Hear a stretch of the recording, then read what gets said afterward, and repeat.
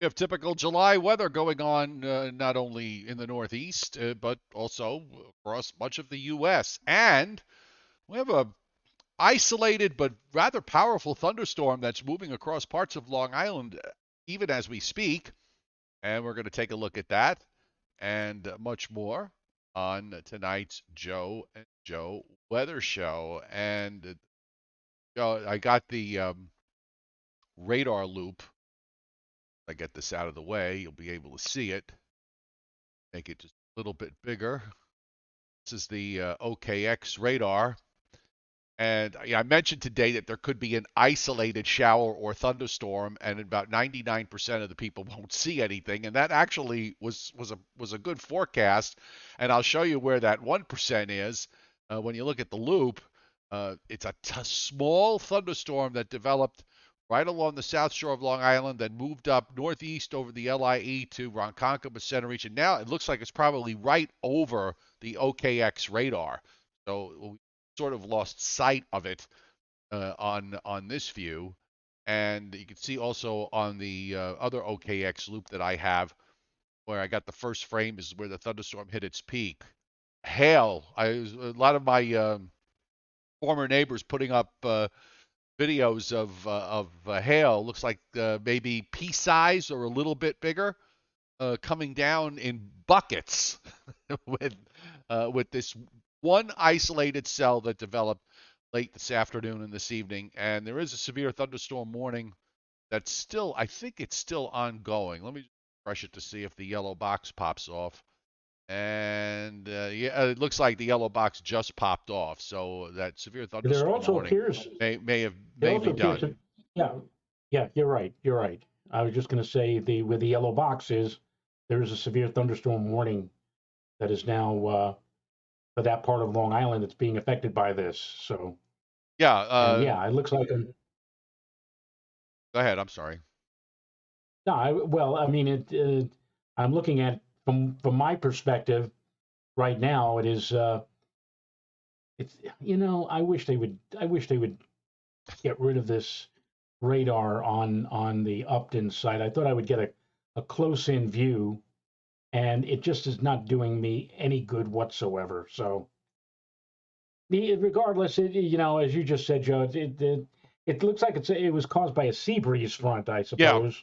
And last, And was it not last Saturday, but I think 2 Saturdays ago, the same thing happened with a sea breeze front where central and eastern Long Island got clobbered with thunderstorms. It was one of those days where there was widespread severe weather risk, and the storms.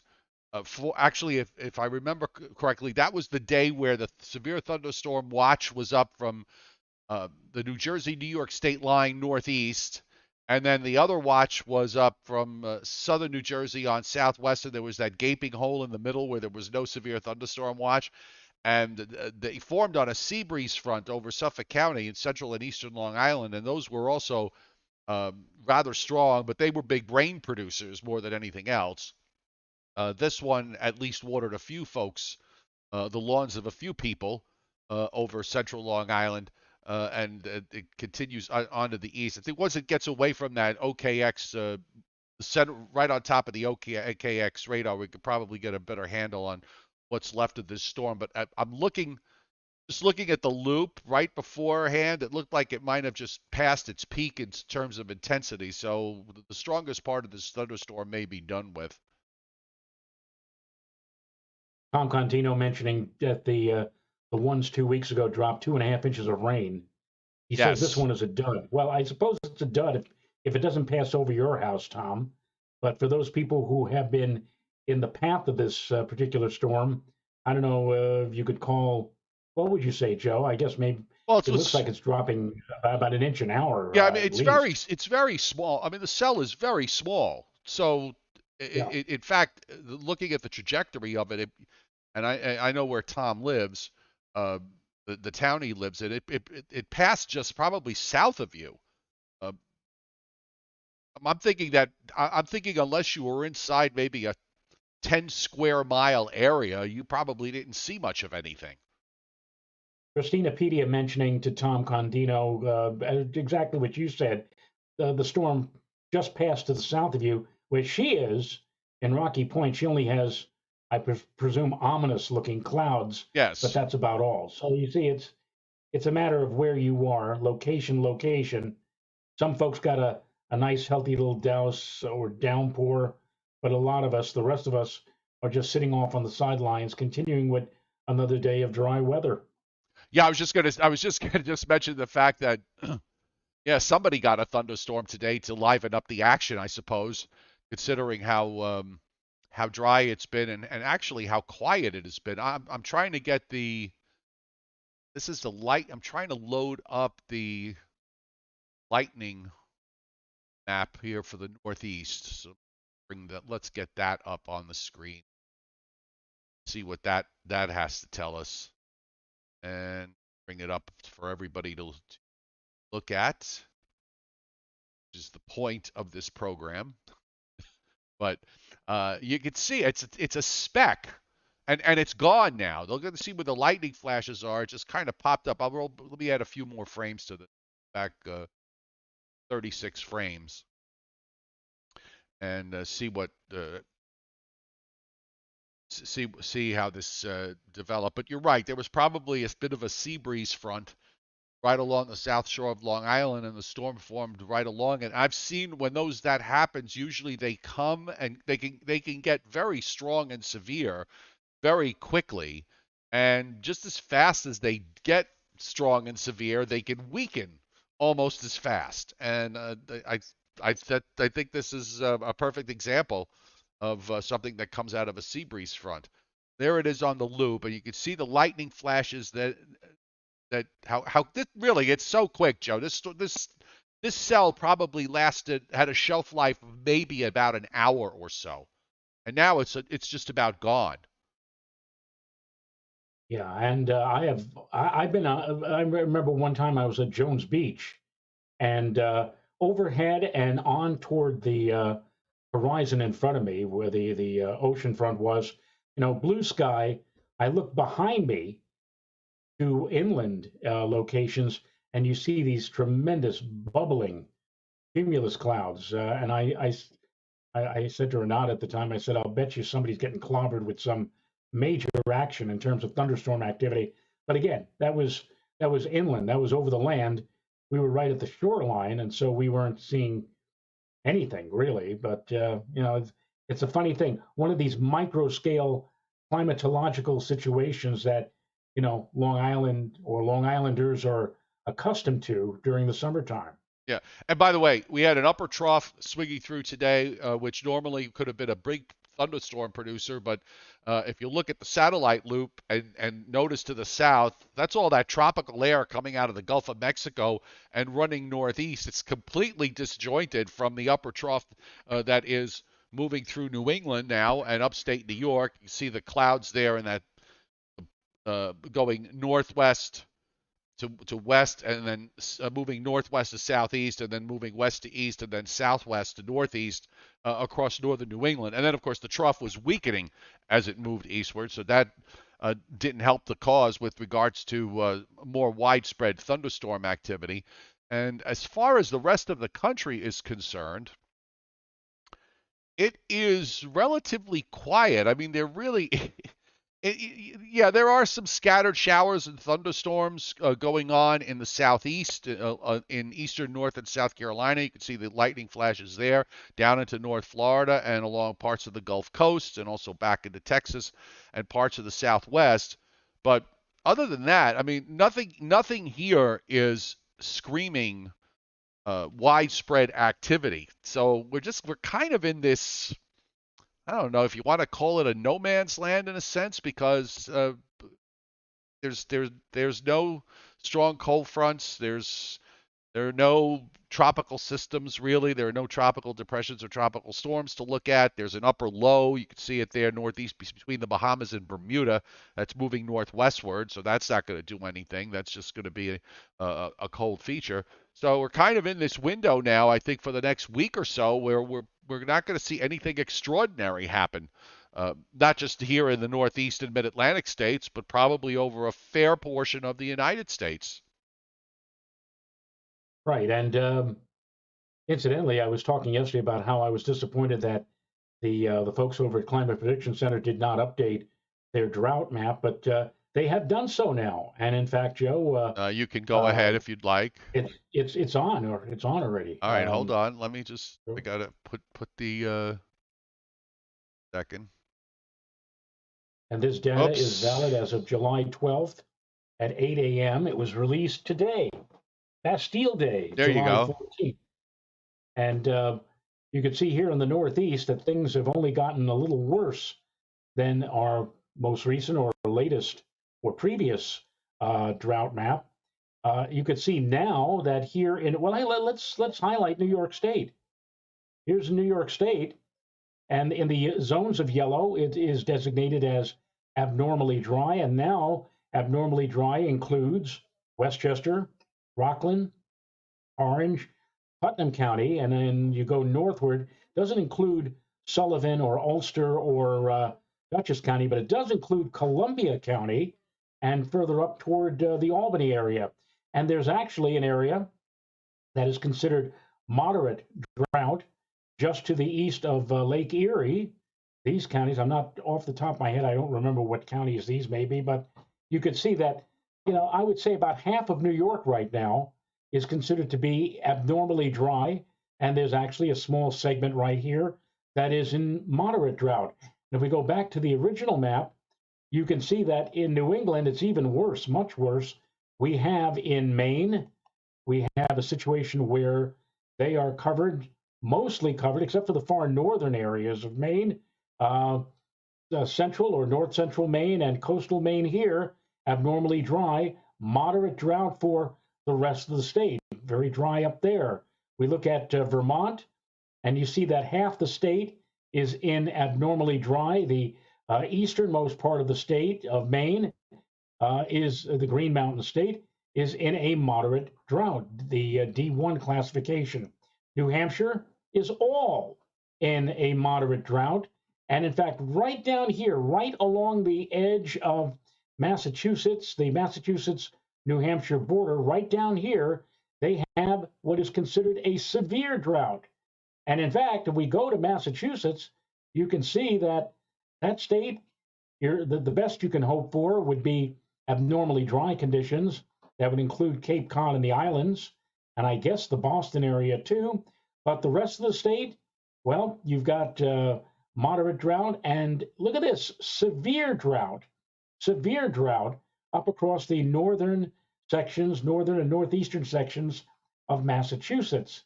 So here in the Northeast, not all that great. Northern New Jersey in a abnormally dry situation, and southern New Jersey too. Rest of the state right now not feeling the effects of drought, at least not just yet. And Pennsylvania, well, they have abnormally dry conditions over the northern tier of the state of PA. The rest of the state, again, no problems for the moment.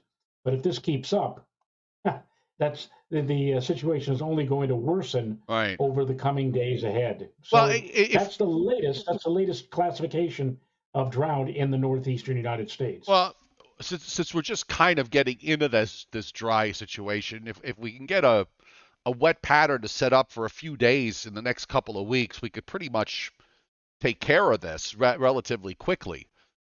It's not like it's out in the West where it's been months and months and months and months and months of dry conditions that it could rain for weeks on end. It probably would have to rain for weeks on end in order to alleviate the dry situation out in the West. By the way, Dallas Fort Worth today did not hit 100 degrees, so their streak ends at 11.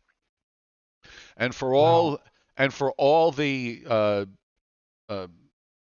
screaming about the record heat, this the quote unquote record heat wave that's going on, at least as far as Dallas is concerned, the record is 42 days, okay, Oh, of oh, 100 plus back in 1980. oh, I think back in 1982. So 11 is I a guess drop in the bucket. yeah. I mean it's basically a quarter of what that streak was 40 years ago. So just putting it out there, okay. So when you read beyond the apocalyptic headlines, you'll realize that it's not um, it's not as unprecedented as it is made to sound like. Back to Right. back to the U.S. loop again. It's mostly you're getting a little bit of Gulf moisture, tropical moisture, and there's that upper trough that dropped into the northern Gulf of Mexico that's still sitting out there and not really doing anything. And you see how the showers and thunderstorms they've been kind of forming in the same place every day this week. And I imagine that that's probably going to continue as we go through the weekend. And at least the monsoon rains in the southwest, those are still going on, and we can see them.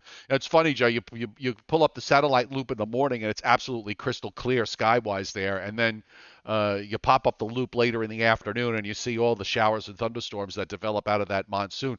Which in some ways, it's rather effective in bringing heavy rains.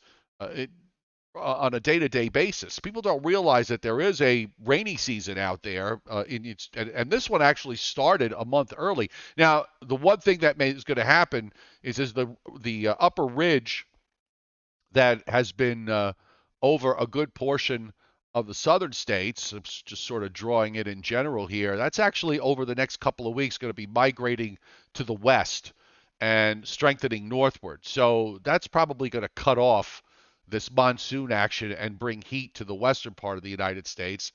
And I think we're going to see some, let's call it hot and humid weather. New York City hit 90 degrees for the third day in a row. I'm sorry, that is not a heat wave as far as I'm concerned. If we get to five, then we'll have a conversation. But three days of 90 degrees in a row is a big yawn in my book. Okay. Well, but that's the 3 day period is what currently stands, so it counts officially as a heat wave. I Wow. agree with you. I mean, growing up in the Bronx, I could remember, you know, stretches. Well, we just talked about one yesterday in 1977, 9 consecutive 90-degree days, and in fact, there were a couple of days that were at 100 degrees or higher. So, what we're going through right now, or what we have just gone through, really doesn't you know cut it. I think as far as No. what we used to go through back in the 70s and 60s. And by the way, uh, now I forgot what I was going to say. Never mind. It'll come to me. I got the radar up, and you can see where the showers and storms in coastal North and South Carolina, some heavier storms, and you've got a couple of special marine warnings going on. It's a nice looking line here from Tampa, St. Pete, north and west to just north of Orlando, moving northward. You've got some clusters of thunderstorms on the Florida Panhandle, along the Gulf Coast, back to southeast Louisiana, and also in southwest Louisiana, down around the coastal bend of Texas, and some severe thunderstorm warnings popping up in south central Texas at the moment. You can see those thunderstorms there. And we've got some action going on in western Minnesota and eastern North Dakota. And here's the stuff from Montana on southward through Colorado and Utah, and actually right around Las Vegas. There's three big thunderstorms going on there, Joe. Three big cell clusters near Las Vegas at the moment, and there's some heavy rains in northwestern Arizona. So they're getting some rain out of this, and that's a good thing. Yeah, who would have thought, right? I mean, back just a month or 6 weeks ago, they had not yet entered the monsoonal season or the monsoonal situation that they're into now, and they were, you know, begging for rainfall. I think we had a spell of somewhat wet weather at the same time. Now the cards have flipped over. Now we're the ones who are dealing with dry weather, and they're the ones who have the occasional, heavy downpour too that we and our gardens certainly can use. Somebody on the chat board asked, "What does my lawn look like right now?" And I'd say it's about 66% green, 33% brown. And regardless of whether you're looking at the green or the brown, Joe, my front lawn and also the back lawn is covered with these tiny white clover. I was going to just Um, say clover. and every week when I when I mow or mulch the lawn, you cut them off or get rid of, and they just pop right back. Yeah, they do. And I They are resilient yes, little plants. Uh, yes, yes, marginal risk, by the way, has played out now. SPC had a marginal risk from coastal Maine down to eastern Massachusetts into Rhode Island. I think that's pretty much done with. Marginal risk North and South Carolina coast down to Georgia and Florida. That's in play at the moment. Marginal risk in Texas, in central Texas. Slight risk in eastern North Dakota, western Minnesota. We saw on the radar that those storms may have already played through. And we've got a marginal risk in southern Montana, northern Wyoming, and a very small portion just touching the Idaho-Montana border there. But severe weather now is looking like it usually looks when you get into the middle and latter part of July. Patches here, patches there, and nothing really extraordinary. Marginal risk tomorrow in the western lakes in the upper Mississippi Valley. Marginal risk in parts of Montana and in the Dakotas. For Saturday into Sunday, we're looking at a marginal risk in the Dakotas and eastern Montana, but that's just about it. And rainfall, as we check out the new rainfall forecast map from WPC for the next 7 days, east of New York City and northeastward, generally under a half inch, in most areas under a quarter of an inch. And then you get into New York State from New York City west, New Jersey, down into Delaware and Maryland, and west of there, anywhere from a quarter of an inch to maybe as much as an inch and a quarter over the next 7 days, and that stretches across the upper Ohio Valley and into the western lakes. 3/4 of an inch to an inch and a quarter from the coastal Carolinas down to the Gulf Coast and over Florida. A little bit of action in the land of the monsoons. Otherwise, everywhere else, not much. And in the center of where that heat ridge is, Oklahoma, Texas, into eastern New Mexico, no precip is forecast for the next 7 days.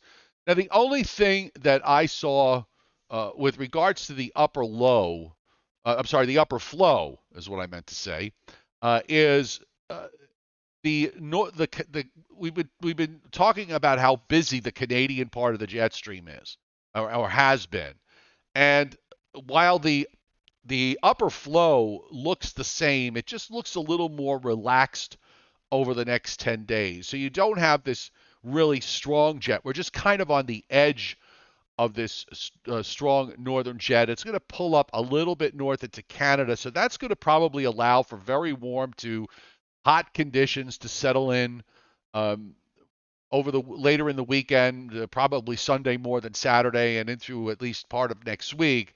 But there is some troughing that's hanging around, so you got to watch that because that may produce some clouds.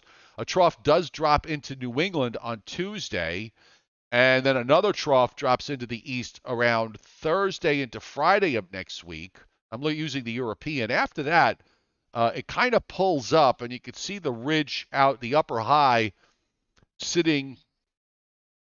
We are now on day 10 here, so that's Saturday, the 24th of July. The upper high is centered somewhere over Oklahoma.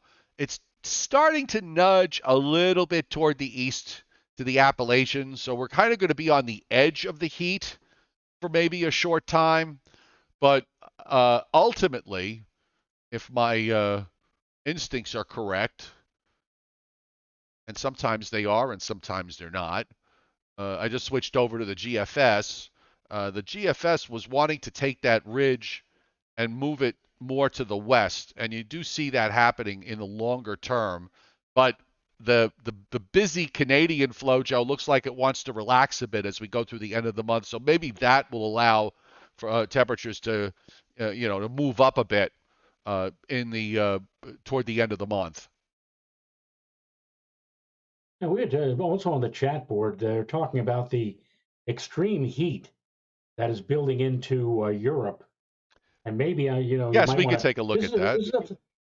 this is a concern for me because while I'm not going to Europe, my son and daughter-in-law are going to be going on a Mediterranean cruise, and they're leaving next Wednesday for Europe.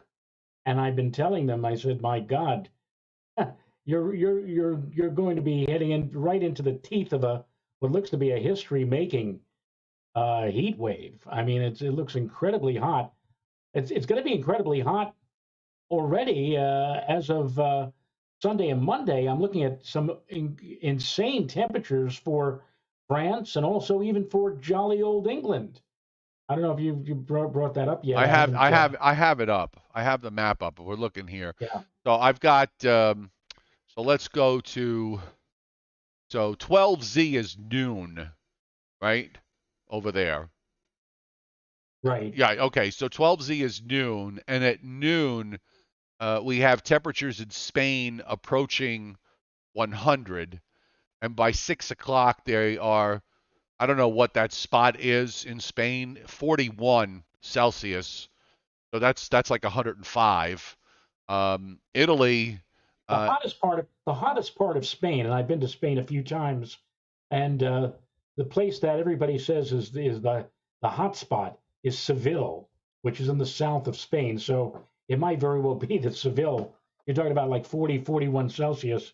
That's like, yeah, as you just pointed out, Joe, that's like 105, 106 degrees, yeah, the something heat the insane. heat wave actually intensifies early next week. I'm looking at 12 noon on Monday. Temperatures are over 100 in the western half of France and also in England with temperatures well up into the 90s. And then on Tuesday at noon, it's 100 plus over the Netherlands, in northeastern France. Italy is in between 95 and 100. England is between 95 and 100. And then it starts to break a little bit, but it's then the heat shifts over to Italy.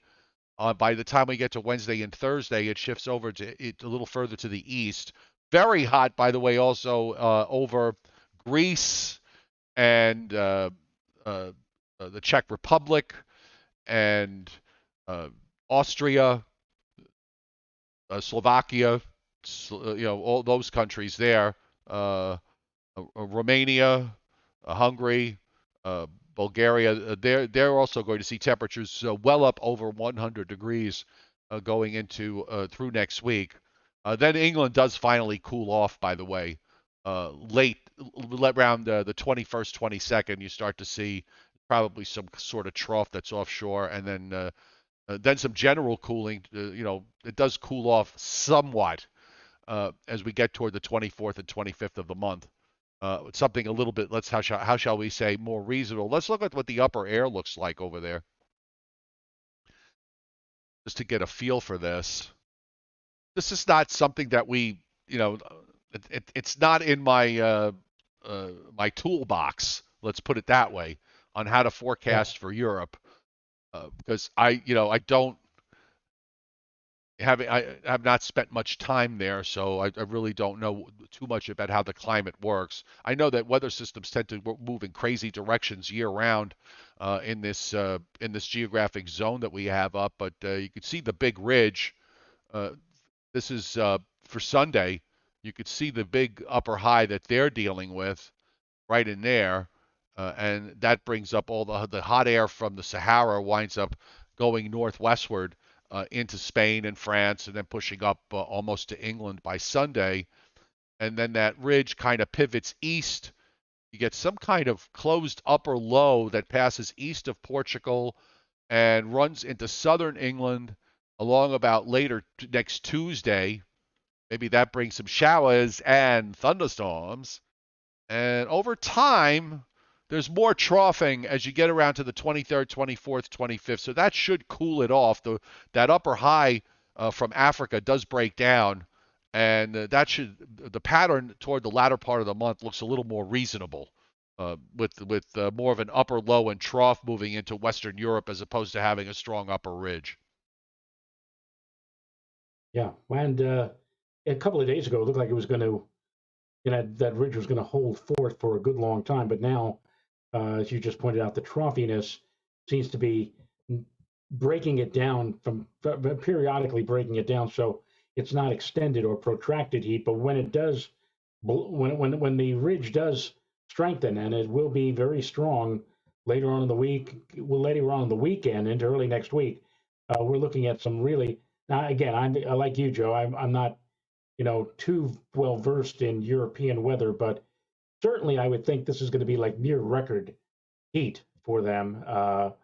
Later on the weekend, early next week. So Yeah, and I'm looking. I have the U.S. Looking at the U.S. with what the GFS is proposing on the go to the 18Z run here.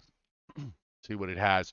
Now, with the increase in humidity, well, that's one thing that's going to happen though. We're going to get a humidity break tonight and Friday, and then the humidity is going to come back. And I'm looking ahead here. There are going to be at least some chances for showers and thunderstorms.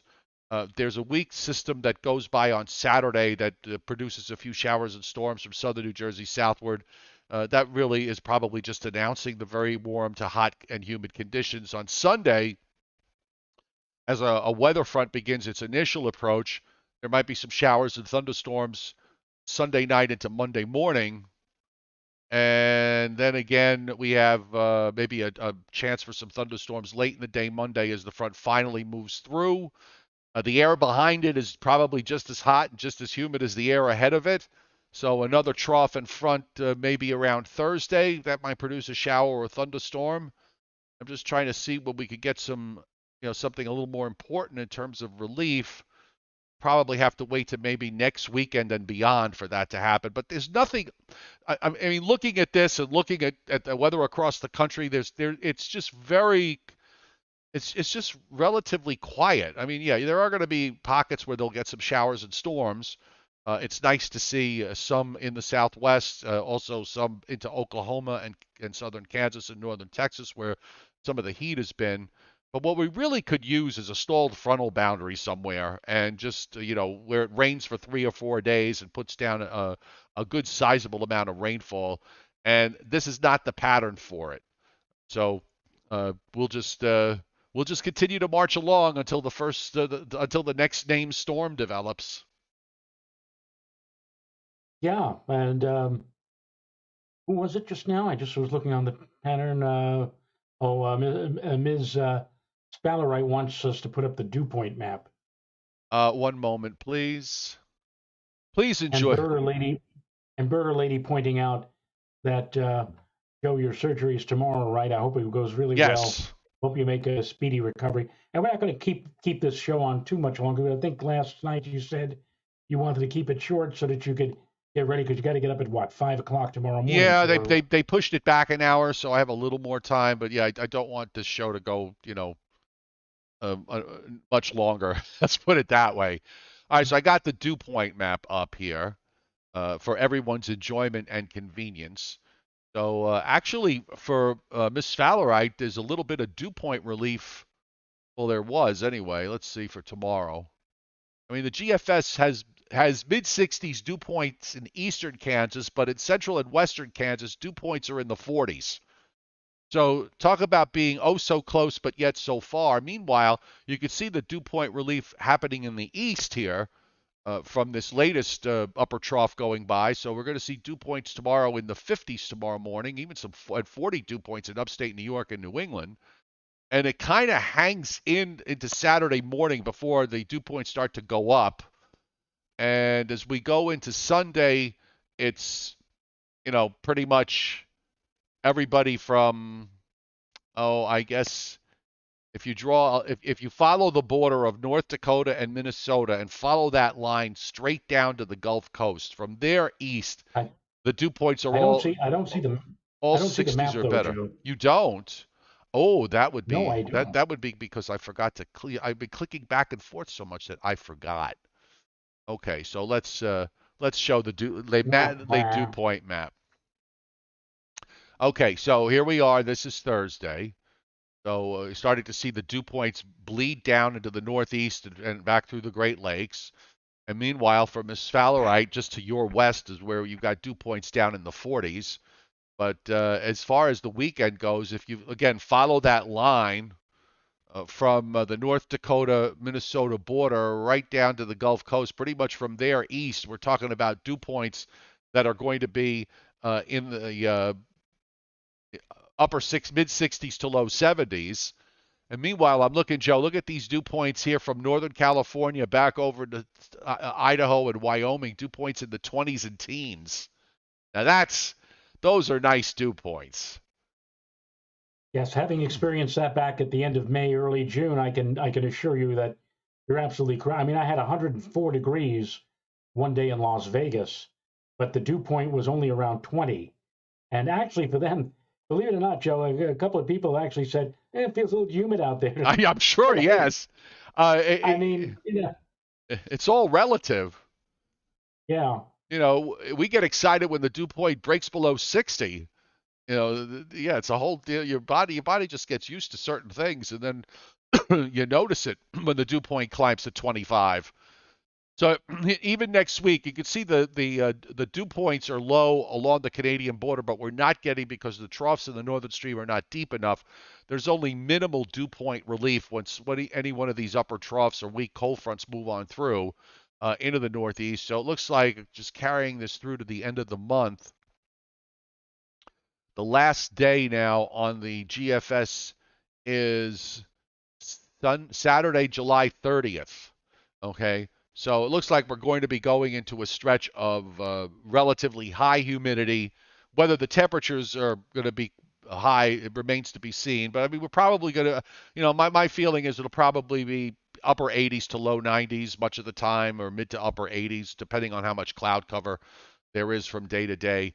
Maybe those numbers will go up later on if that upper ridge kind of noses a little bit further to the east. But you know what? That's a problem for the next time we do the Joe and Joe weather show. yep, yep. All right, well, I guess then close it out now, and I'll say or reservoir, even though Yes. we don't have much in the way of moisture, It's a 10 and we'll minute see. procedure I have to get this screw out. So I should be, yeah, the waiting is probably going to be, waiting for the doctor to get there, waiting to get the room to do the darn thing. So I'm supposed to be there at 9 o'clock ish. So I'll probably be there for about 3 or 4 hours by the time I get out around 1 o'clock. So that's my Well, guess. I didn't they'll say probably hello. use the same. They'll probably use the same stuff that they use for the colonoscopy to knock you out. Uh, well, they give me a nerve blocker for my foot and my lower leg, and they do it differently with the they do it a little differently in terms of how they knock me out. It's a different type of medication because it doesn't last long. You're out. I'm going to be out for like 20 minutes. So, but I'm going to Right. be out of this boot, which is going to be terrific. At least that's my hope. By the way, didn't get a chance to say hello to everybody on the chat board. Hi, everybody on the chat board. I put a link up because for those of you who are on my free weather app on Google Play or on the App Store, the last 8 weeks I've been having a problem with the homepage and the video page. That's all been fixed finally. All it took was a small little snippet of code that had to be inserted, and it took them 8 weeks to figure it out. But it's all fixed and it is working. So if you've been using the app, it's working. If you don't have the app, click the link up on the top of the chat board and download it. It's for free, and you can pretty much use it anywhere because you can get your local forecast and you can get your local radar from anywhere in the country. Just to turn the locations feature on, and you're all set to go. So, yep. So no show on Sunday. We'll be back next Monday. So we will be back Monday, folks, at 7:30 Eastern Time. So have a great Friday and a great weekend. Nighty night. Nighty night, everybody.